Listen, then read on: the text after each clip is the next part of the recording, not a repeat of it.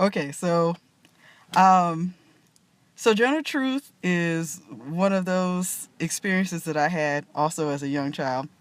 Um, and it's always kind of hard because when you're reading period pieces like that, some people, they have issues about you using vernacular of the time and whatnot. I know that some people would have serious issue with me having used the N word. But when you are paying tribute to art, you got to be authentic to the art. And that is the way the piece was. This piece that I recited today was the more popular version shared of Ain't I a Woman. This is from 1851. 1851. And these were the words of Sojourner Truth, who was a black female abolitionist.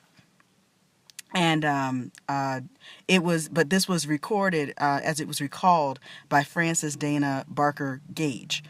So you gotta understand that she was trying to capture and put into the original vernacular the words that Sojourner Truth shared back in 1851. Um, and it's hard to read dialect like that. And I didn't get it all the way right. I tried.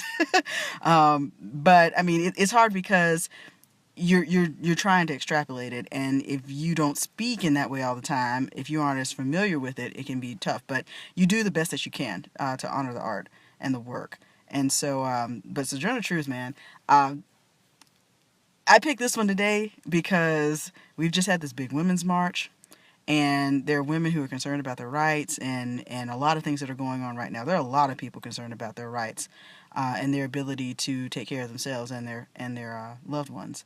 But again, just like yesterday when I was talking about Langston Hughes, these are not new issues. Um, I was talking to my mama, there's really nothing new under the sun. We keep recycling the same things over and over and over again. And it's not unique to America.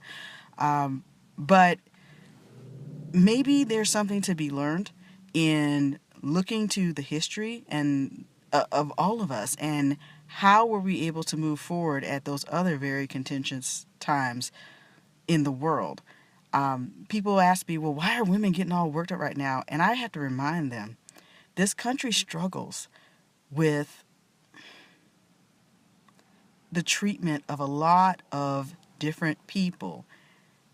But when it comes to the voicing of who has the right to do what with whom, when, how, all of that, when you look at our history, men have always gotten the priority. Men in this country got the right to vote before women. All men in this country got the right to vote before women. That is a fact. So it is important to talk about these things. It's important to be respectful in how we engage these conversations.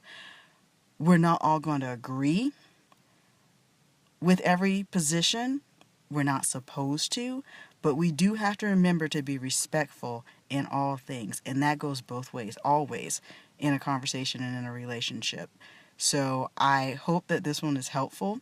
I am not telling anybody to go around and calling people the N-word. I read this as it was presented in the work. Okay, don't let somebody have a reason to come and smack you, because there are a lot of people who do not appreciate that word being used. But this is a very powerful piece. It's an important piece to show us that even even back in 1851, you had black women and white women who were working together, united in the cause of bringing about women's suffrage. So you take that for what it is.